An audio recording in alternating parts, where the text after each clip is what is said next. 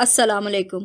हमतन गोश में खुश आमदीद। तमाम नए आने वाले दोस्तों से गुजारिश है कि हमारे चैनल हमतन गोश को लाइक, शेयर और सब्सक्राइब करें और साथ ही बेल आइकन को प्रेस कर दें ताकि हर नई आने वाली वीडियो का नोटिफिकेशन आपको बर वक्त मिल सके। और कमेंट बॉक्स में अपनी कीमती आरा से ज़रूर आगाह कीजिएगा। शुक्रिया।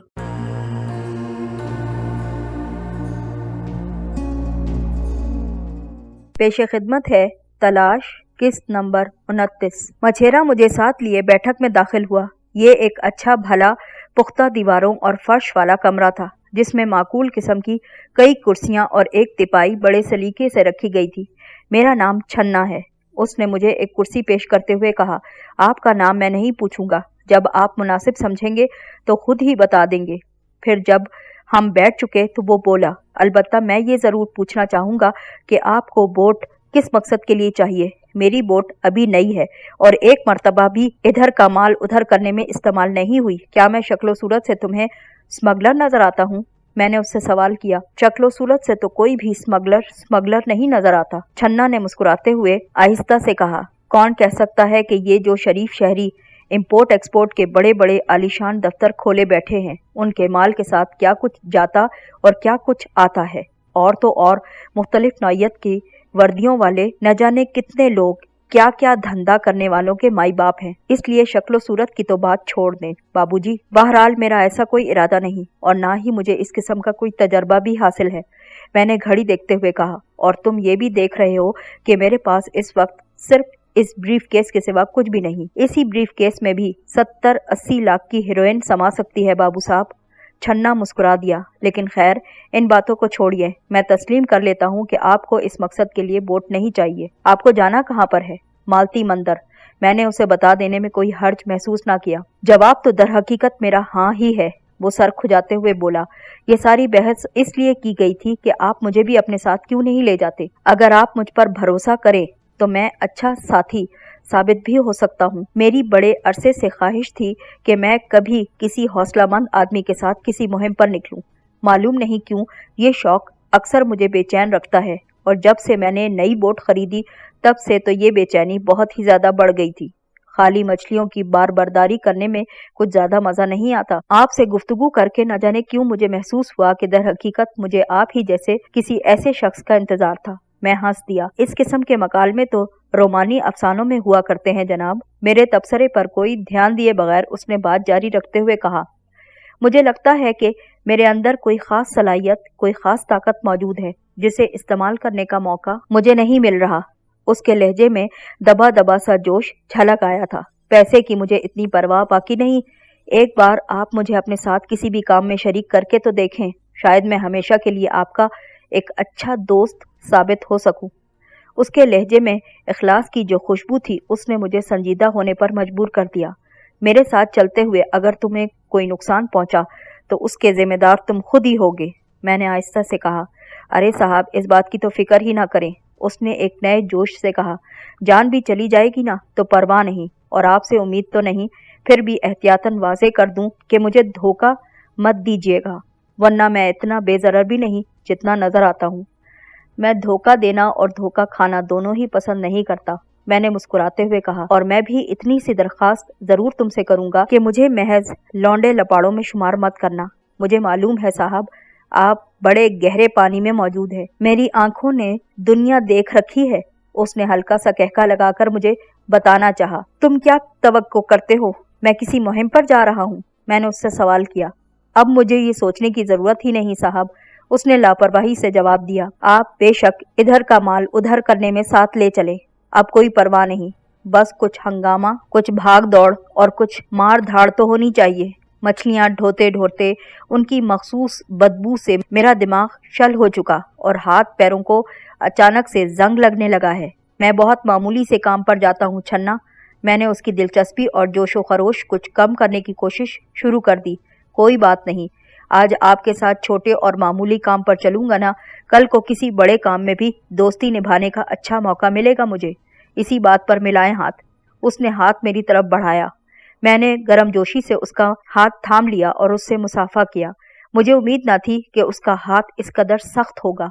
लोहे का पंजा मालूम होता था उसका हाथ। एक अरसे बाद मुझे किसी से मुसाफे का लुत्फ आया था। मैंने एक बार फिर घड़ी गौर से देखी और जेब से कुछ नोट निकालकर उसकी तरफ बढ़ाते हुए कहा, लो ये घर में दे दो और बीवी बच्चों से जो बात करनी है वो करके जल्दी बाहर आ जाओ। मैं बाहर खड़ा तुम्हारा इंतजार करता हूँ। उसने एक नजर नोटों की तरफ गौर से देखा। इतनी रकम की क्या जरूरत है जनाब, एक ही नोट काफी रहेगा, उसने आहिस्ता से कहा। अब इतने भी रजाकार मत बनो जनाब। मैंने उसका कंधा थपथपाया। जिस तरह मैं कहता हूँ ना उसी तरह करते रहो, तभी मेरे अच्छे साथी बन सकोगे। उसने नोट ले लिए और अंदर की तरफ को चला गया। मैं हट से बाहर निकल आया। चंद मिनट बाद वो दोबारा आ गया। उसके हुलिये में सिर्फ ये फर्क पड़ा था कि सर पर एक ऊनी टोपी का इजाफा हो चुका था। तुम्हें सर्दी नहीं लगेगी समंदर में? मैंने पूछा। आज तक तो नहीं लगी, उसने मेरे साथ चलते हुए कहा, और अगर लगी भी तो बोट में इस बात का इंतजाम मौजूद है। चंद मिनट बाद हम पुख्ता प्लेटफॉर्म पर आ पहुंचे, जो किसी भी बड़े से बड़े रेलवे स्टेशन के प्लेटफॉर्म से कहीं ज्यादा लंबा चौड़ा भी था। दूर से हमारे हेवले देखते ही वहां टहलता हुआ चौकीदार हमारे करीब आ पहुंचा। उसने टॉर्च की रोशनी हम दोनों के चेहरों पर डाली और छन्ना को देखकर खुशदिली से हाथ हिलाया और एक ऐसी जबान में कुछ कहा जो मेरी समझ से बालातर थी। गलेबन मछेरों की अपनी जबान थी। छन्ना ने भी उसी जबान में उसे कुछ जवाब दिया। मैंने अंदाजा लगाया कि वो महज एक दूसरे की खैरो आफियत दरियाफ्त कर रहे थे। हम उसके करीब से गुजरते चले गए तो मैंने छन्ना से पूछा, रात के इस पहर हमें बोट में जाते देखकर उसे किसी किस्म का शक तो नहीं होगा? ये कुछ पूछेगा तो नहीं? छन्ना ने हल्का सा कहका लगाया। ये गरीब क्या पूछेगा?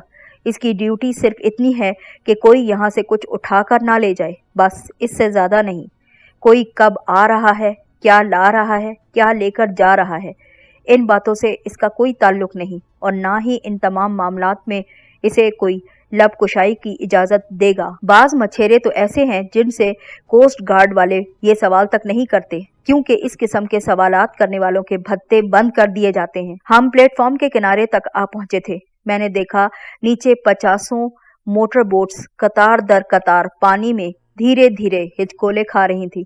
प्लेटफॉर्म का वो हिस्सा जिससे समंदर का पानी टकरा रहा था, उस पर कतार में सैकड़ों हुक नस्ब थे। बोट्स के रस्से या जंजीरों के सिरे इन्हीं कुंडों में बंधे हुए थे। छन्ना मुझे सीढ़ियों की तरफ को ले गया और सीढ़ियां उतरते हुए बोला, आप यहीं खड़े हों, मैं बोट यहीं लाता हूँ। एक बोट का रस्सा वो हुक से अलहदा कर चुका था। दूसरी बोट्स पर चढ़कर उन्हें फलांगता हुआ वो अपनी बोट तक जा पहुंचा और उसके डेक हाउस में दाखिल हो गया। ये तकरीबन 40 फुट लंबी क्रीम कलर की एक खूबसूरत मोटर बोट थी, जिसके सामने वाले हिस्से पर विंड स्क्रीन के नीचे 70 का हिस्सा और मोटे मोटे हुरूफ में उसका नाम व्हाइट शार्क लिखा नजर आ रहा था। हालांकि बोट का रंग कहीं से भी व्हाइट ना था। चंद लम्हे बाद मैंने उसका इंजन बेदार होने की आवाज सुनी। आवाज किसी दरिंदे की खरखराहट से ज्यादा बुलंद नहीं थी और महज आवाज ही से उसके इंजन की उम्दगी का अंदाजा भी होता था। बोट बड़ी सफाई से दूसरी बोट्स के दरमियान से निकली और सीढ़ियों की तरफ को आ गई। छन्ना ने डेक हाउस की सबसे अगली खिड़की से सर निकालकर मुझे डेक पर कूदने का इशारा भी कर दिया और मैं सीढ़ियों के करीब से गुजरती बोट के डेक पर कूद गया। जब तक मैं डेक हाउस में छन्ना के करीब पहुंचा, बोट रफ्तार पकड़ चुकी थी और दायरे में घूमकर समंदर का सीना चीरती गहरे पानियों की तरफ चल पड़ी। मैं छन्ना के करीब जा खड़ा हुआ। चांद अब किसी आवारा बादल के टुकड़े के पीछे जा छुपा था और जहां तक बोट की ताकतवर हेडलाइट्स की रसाई थी, सिर्फ वहीं तक समंदर की लहरें चमकती हुई नजर आ रही थी। आप जूते उतारकर इत्मीनान से दीवारगीर बिस्तर पर बैठ जाएं जनाब, छन्ना ने मुझे मशवरा दिया। मालती मंदिर पहुंचने में हमें 20-25 मिनट तो जरूर लगेंगे। मैंने उसके मशवरे पर अमल किया। मैं वाकई चंद मिनट सस्ताने की जरूरत महसूस करता था।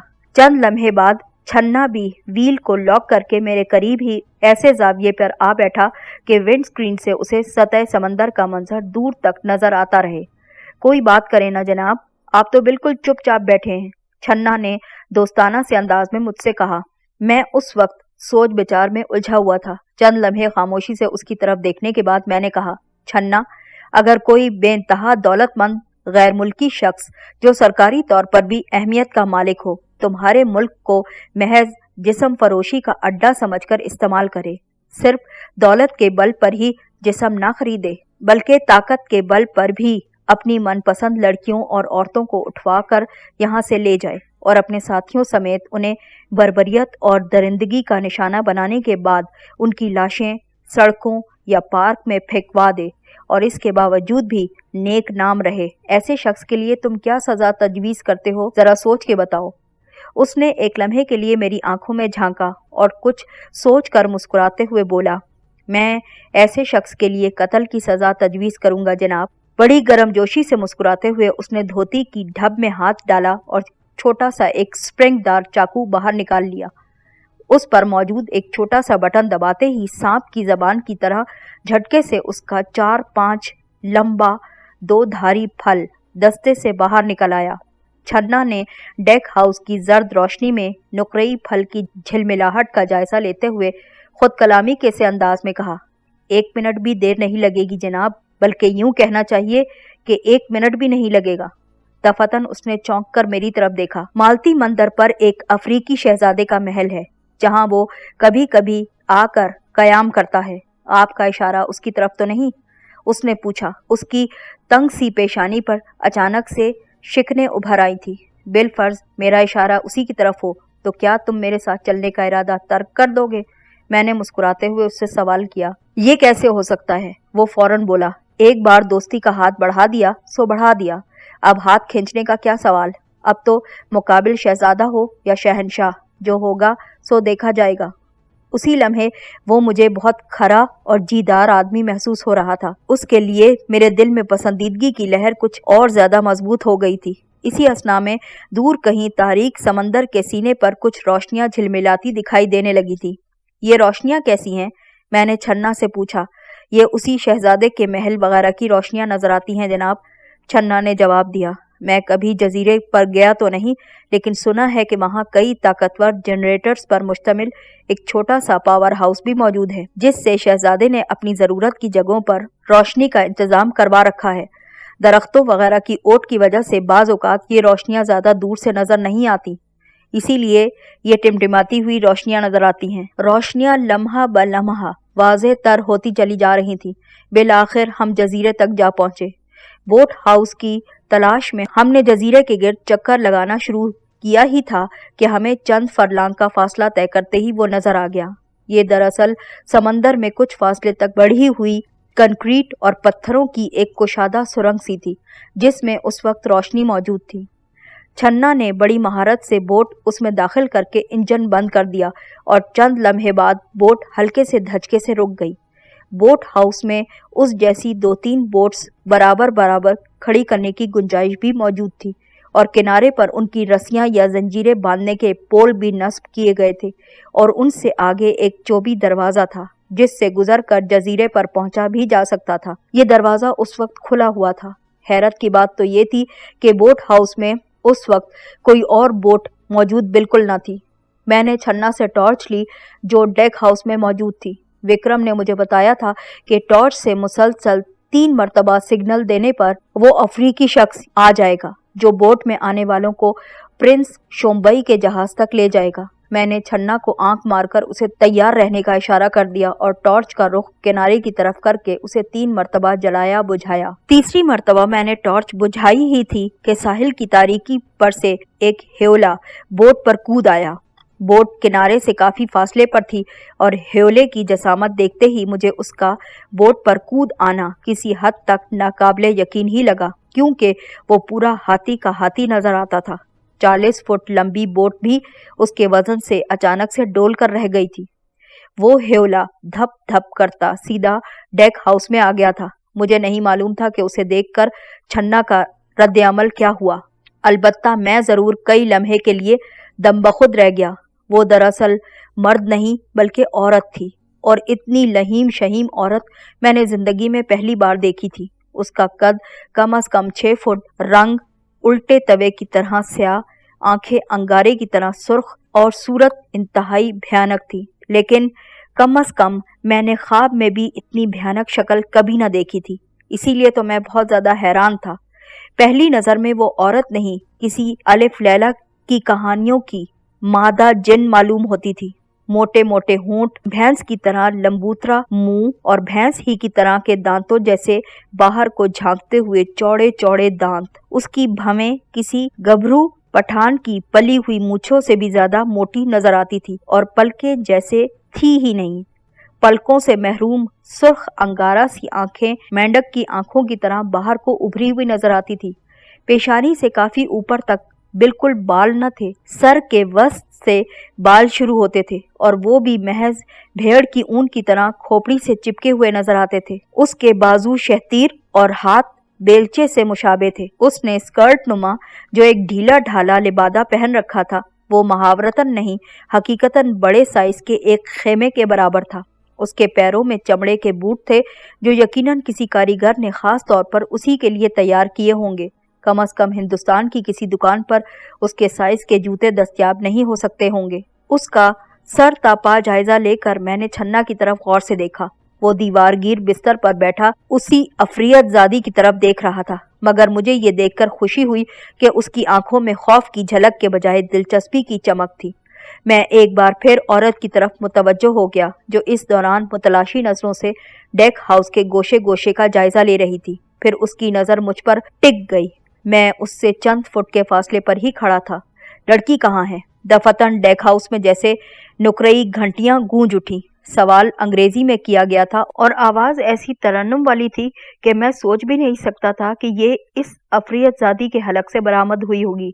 लहजा इतना शुस्ता और लफ्ज इतना बेऐब था कि मुझे कॉलेज के ज़माने की अपनी प्रोफेसर याद आ गई जिन्होंने ऑक्सफोर्ड में तालीम पाई थी और अब तक वहां टॉप करने वाली 3 हिंदुस्तानी तालिब इल्मों में से एक थी। लड़की?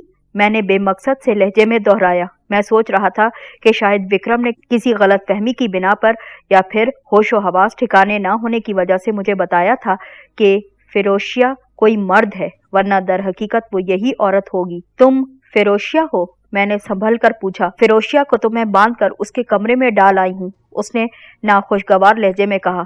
उससे ये मालूम करने के लिए मुझे उसके 2 दांत भी तोड़ने पड़े कि आज रात प्रिंस के लिए कुछ लोग बोट में एक नई लड़की ला रहे हैं जिसके लिए प्रिंस दीवाना हो चला है।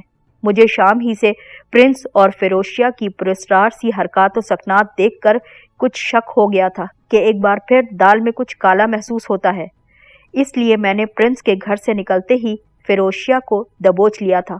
मगर खातून, तुम कौन हो? मैंने कदरे बुलंद आवाज में पूछा। मेरे हवास अब सही तौर पर काम करने लगे थे। हर हाइनेस लेडी संताला ऑफ नकारागोची, उसने बड़े पुरवकार अंदाज से कहा। प्रिंस शोम्बई की बीवी। मुझे बहुत अरसे से खबरें मिल रही थी कि नकारागोची की लड़कियों से दिल भर जाने के बाद प्रिंस ने हिंदुस्तानियों को अपनी अय्याशियों का मरकज बना लिया है। इसलिए इस मर्तबा वो नकारागोची से आने लगा तो मैं भी उसके साथ ही चली आई। मैं अब मजीद बर्दाश्त नहीं कर सकती कि वो महीनों मेरी तरफ पलट कर भी ना देखे और दुनिया भर की नित नई लड़कियों के साथ वक्त गुजारता फिरे। मुझे मालूम है कि शहजादों वगैरह की बीवियों के लिए उनके शोहरों की अय्याशियों की खबरें किसी खास इश्ताल का बायस नहीं बनती, क्योंकि वो खुद भी इस किस्म की सरगर्मियां शुरू करके अपने इश्ताल का गला घोंट लेती हैं। लेकिन मुसीबत यह है कि मैं इस किस्म की जवाबी कार्रवाई भी नहीं कर सकती। अच्छे भले मर्द मुझे देखकर चीखे मारते हुए भागकर दूर चले जाते हैं। शुरू में तो खुद प्रिंस का भी यही हाल होता था। फिर उसने आपसे शादी कैसे कर ली? बेसाख्ता ही मेरी जबान पर यह सवाल आ गया, क्योंकि मेरे खानदान की बदौलत ही उसके खानदान की बादशाहत कायम रह सकती थी। इसीलिए लेडी संताला यानी मिसेस शोम्बई ने नखुवत से जवाब दिया, और उन्हें शाही खानदान का रुतबा भी मेरे ही आबा व अजदाद ने दिलवाया, वरना ये लोग तो मामूली लोहार लोग थे। मेरे दादा ब्रिटिश आर्मी में कमांडर जनरल थे। उन्होंने बगावत की, अपने खानदान और वफादार साथियों में से सैकड़ों की जानों की कुर्बानियां दी और अंग्रेजों का तख्ता उलटकर रातों रात प्रिंस शोम्बई के दादा को तख्त पर बिठा दिया और मशहूर कर दिया कि वो शहजादे हैं और नकारागोची के तख्त के असल वारिस भी हैं।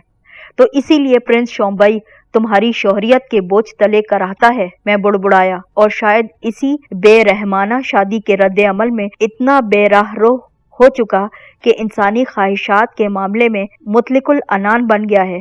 क्या ऐसा ही है? लेकिन फौरन ही मैंने ये सोचा कि इन हालात में उन लड़कियों का तो कोई कसूर नहीं था जो इस तरह किसी के हाथों बिकी भी न थी, मगर उन्हें भी न सिर्फ उसकी اور اس کے ساتھیوں کی بربریت اور حیوانیت کا نشانہ بننا پڑا تھا، بلکہ زندگی سے بھی ہاتھ دھونے پڑے تھے۔ میری بڑبڑاہٹ افریت زادی کی سمجھ میں بالکل نہ آئی۔ جب نہ آئی تو وہ کچھ اور آگے کو آ گئی۔ کیا کہا تم نے؟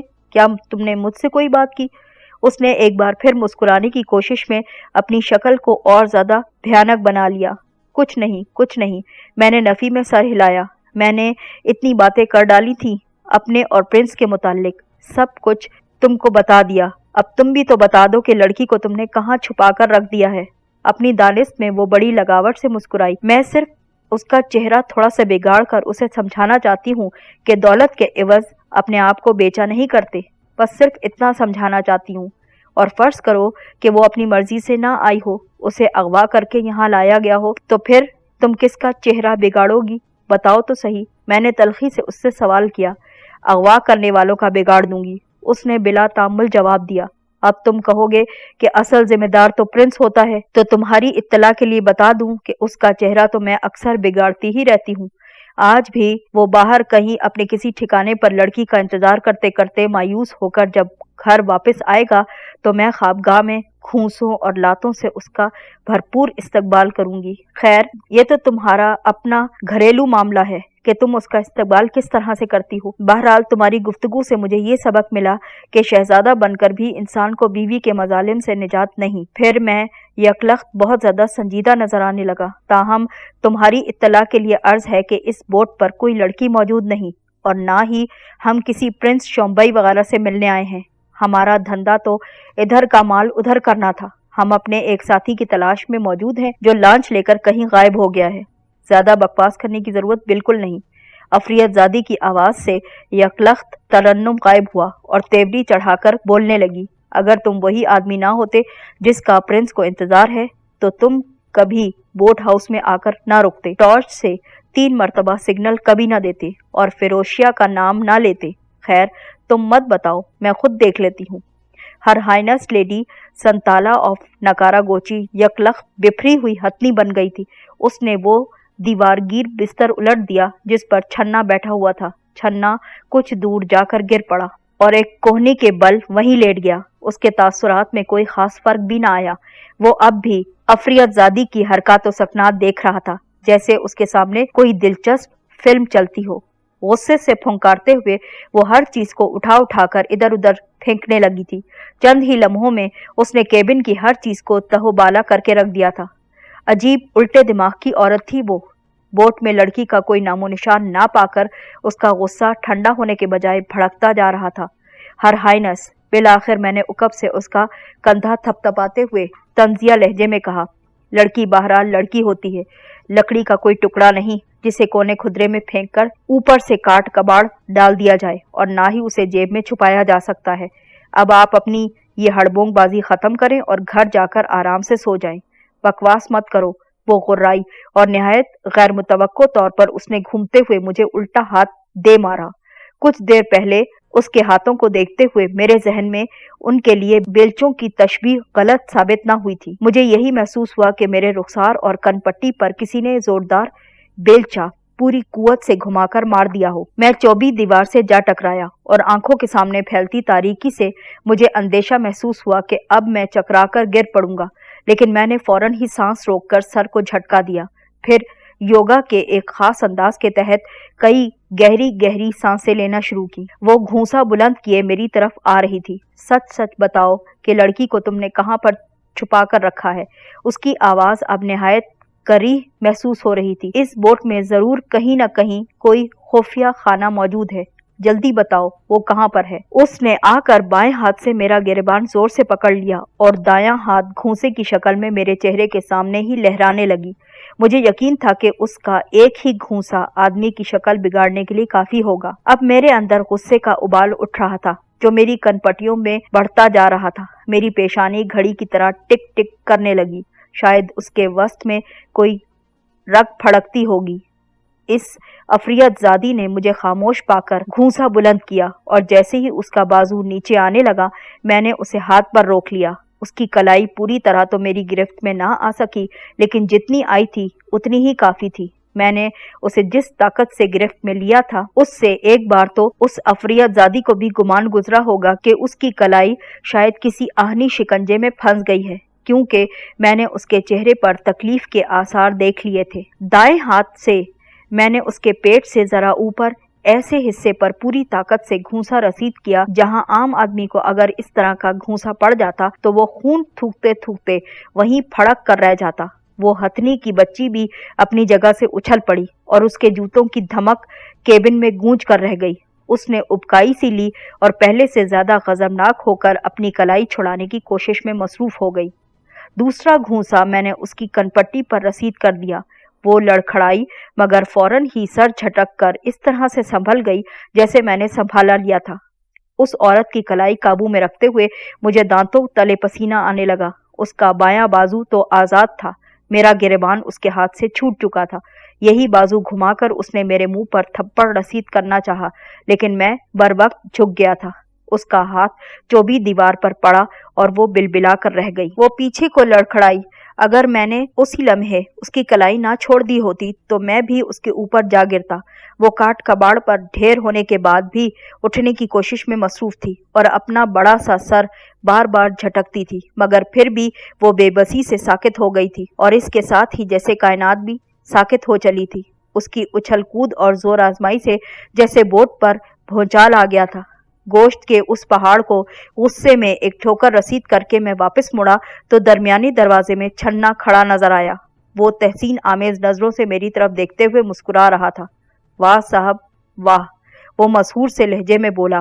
थी तो औरत, मगर जेर करना आप जैसे शहजोरों का काम था।